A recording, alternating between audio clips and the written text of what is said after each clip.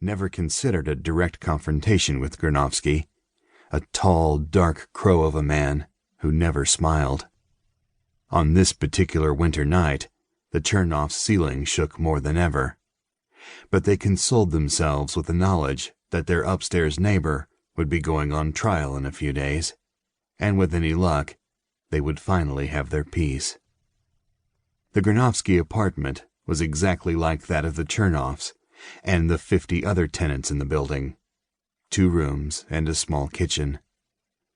The Chernovs and the Granovskys, however, were unlike most of the other tenants. There were only 2 Chernovs and 3 Granovskys. Some of the other apartments held as many as 6 tenants. Granovsky's pacing stopped abruptly as his wife, Sonia, and his daughter, Natasha, came out of the second room of their apartment and faced him. He looked at them clinically.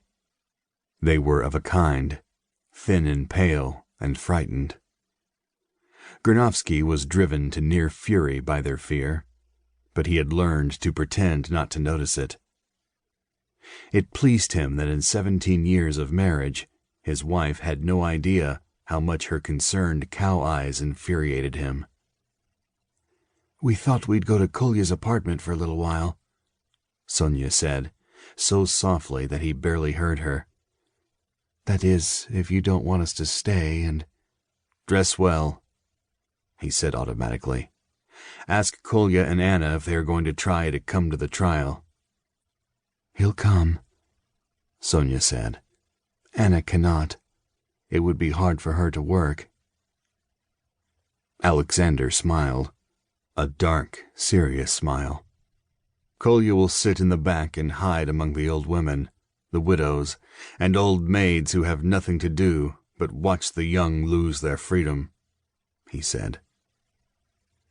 He looked at Sonia for an argument about her brother's courage, but as usual got none. "We'll be back soon," Sonia said, avoiding his eyes and checking Natasha's red knit hat. Granovsky nodded, turning his back on the 2 women, who left, closing the door as quietly as they could. "Justice," he thought to himself, composing his trial speech as he resumed pacing, "is guaranteed us, but justice is not what we get." He would wait to write it down. So far he didn't like it. He moved to the kitchen and put on a kettle of water for tea, and then strode to the window, where he parted the curtain and looked down into the street. He did not try to hide as he glared down with a sardonic smile at the KGB man shivering in the street 6 floors below. Granovsky could see the winter steam freeze in front of the man's mouth. Granovsky pushed the curtain over to be sure the man in the street would see him, and then turned to find his cup. The trial speech had to be very brief, for he did not know how much they would let him say. He had to memorize the words and give them to his friends before the trial to be sure they would be smuggled out to the rest of the world. Pravda might give the trial no more than a few lines on the back page, if it covered the event at all. Granovsky had no doubt that he would be found guilty of anti-Soviet activity, consisting primarily of smuggling articles on the Soviet penal system out to the West for publication. It was not the outcome of the trial Granovsky wished or expected to effect. He was concerned with a matter of principle.